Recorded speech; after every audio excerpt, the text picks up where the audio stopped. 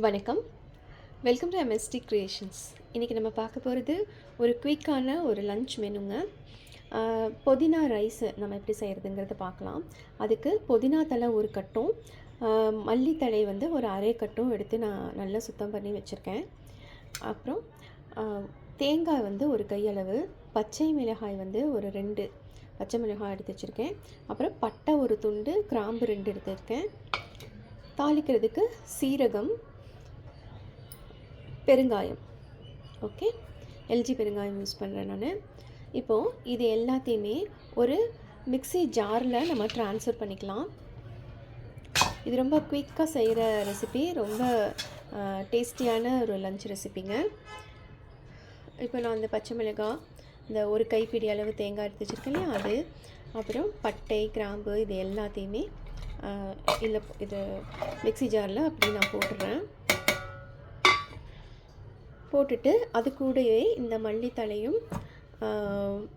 சின்ன தண்டாக இருந்தால் அதை அப்படியே யூஸ் பண்ணிக்கோங்க, புதினா தழையும் போட்டுக்கிறேன். போட்டுட்டு இது உங்களுக்கு தேவைன்னா தண்ணி வந்து கொஞ்சம் ஆட் பண்ணிக்கோங்க. கொஞ்சமாக ஆட் பண்ணிவிட்டு இதை வந்து மிக்சியில் போட்டு நம்ம எடுத்துடலாம், அரைச்சி எடுத்துடலாம். இது மாதிரி ஒரு கடாய் வச்சுக்கோங்க. கொஞ்சம் சூடாகட்டும். சூடானதும் நான் இங்கே கடலை எண்ணெய் ஒரு 4 டேபிள் ஸ்பூன் போட்டுக்கிறேன். இந்த எண்ணெய் சூடாகிற வரைக்கும் வெயிட் பண்ணுவோம். சைட் பை சைட் வந்து நான் குக்கரில் சாதமும் வச்சுருக்கேன். ஒயிட் ரைஸ் தான், நார்மல் ஒயிட் ரைஸ். எண்ணெய் சூடாகட்டும் கொஞ்சம் நேரம்.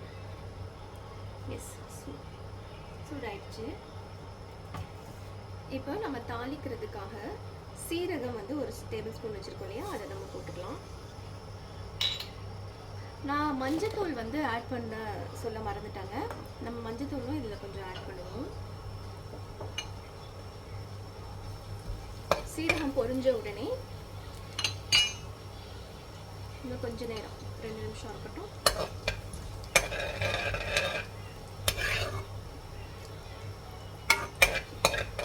சீரகம் பொரிஞ்சிருச்சு.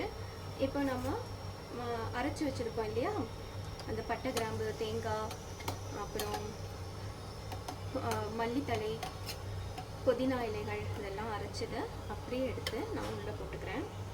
மிக்சியில் இப்படி அரைச்சி எடுத்துப்போம். இப்படி குறைப்பாக அரைச்சி எடுத்துக்கோங்க, இல்லைன்னா கொஞ்சம் தண்ணி விட்டு அரைச்சிக்கோங்க. இப்படி போட்டுடலாம்.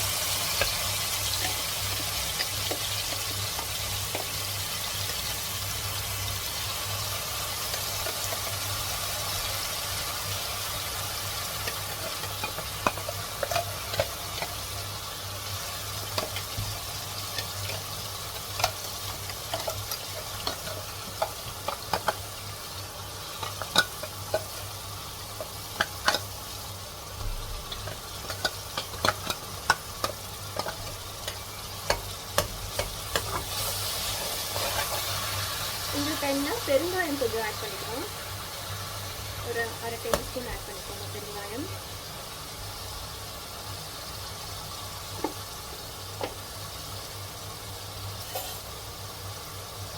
ஒரு 1/4 ஸ்பூன் மஞ்சள் நம்ம ஆட் பண்ணுறோம்.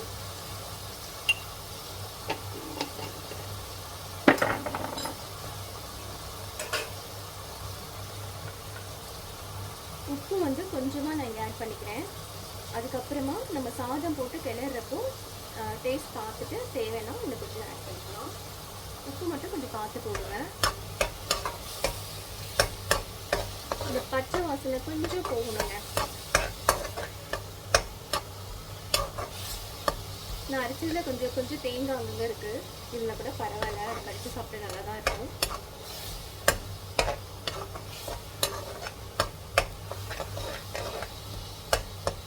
நல்லா ஒரு சூடு படுற அளவுக்கு வாட்டர் எடுத்துக்கோங்க. ஜஸ்ட் ஒரு 5 நிமிஷம் தான் ஆகும்.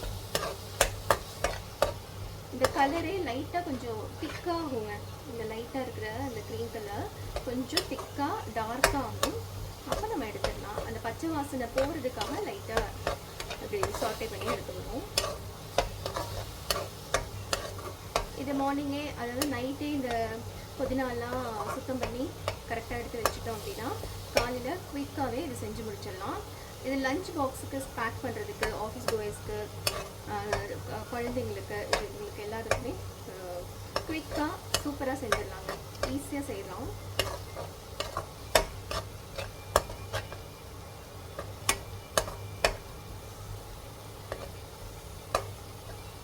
இது கூட நீங்கள் உருளைக்கிழங்கு பொரியல் இல்லைன்னா வாழைக்காய் பொரியல் எதுவுமே இல்லைனாலும் தயிர் பச்சடி வச்சு சர்வ் பண்ணலாம்.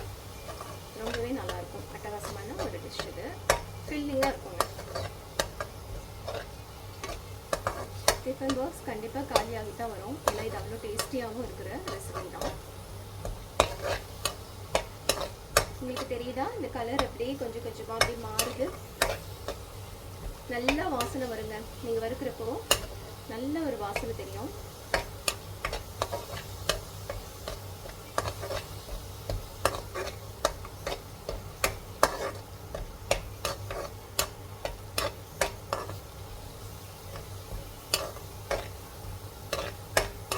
அவ்வளோதாங்க, முடிஞ்சுது.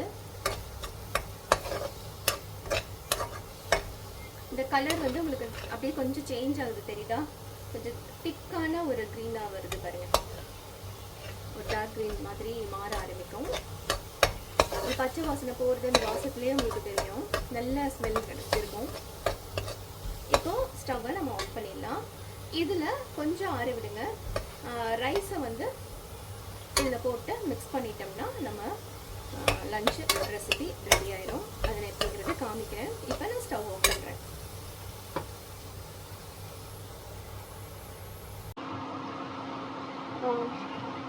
இப்போது சாதம் நம்மளுக்கு ரெடி ஆயிடுச்சு. குக்கரில் வச்ச சாதம். அதை நான் இதில் ட்ரான்ஸ்ஃபர் பண்ண போகிறேன்.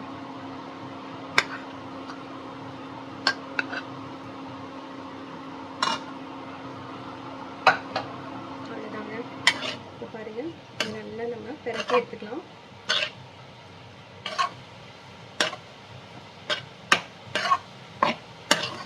நல்ல அகலமான இந்த மாதிரி ஒரு கடாய் எடுத்துக்கிட்டிங்கன்னா உங்களுக்கு கிளறதுக்கு ரொம்ப வசதியாக இருக்கும்.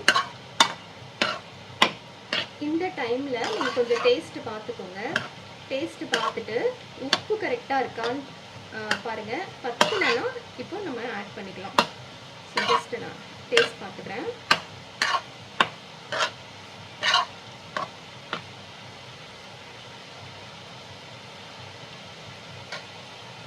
எனக்கு உப்பு கொஞ்சம் தேவையாக இருக்குது, அதனால் போட்டுக்கலாம்.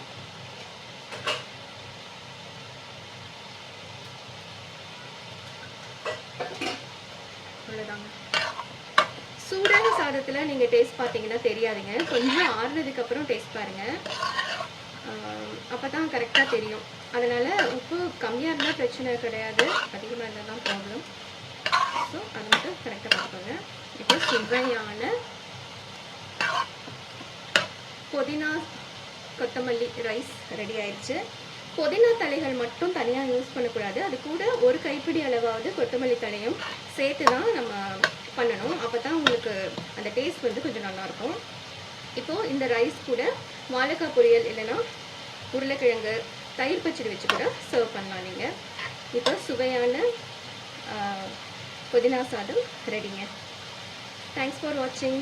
உங்களுக்கு இந்த வீடியோ பிடிச்சிருந்தா please like, share and subscribe to my channel. நன்றி.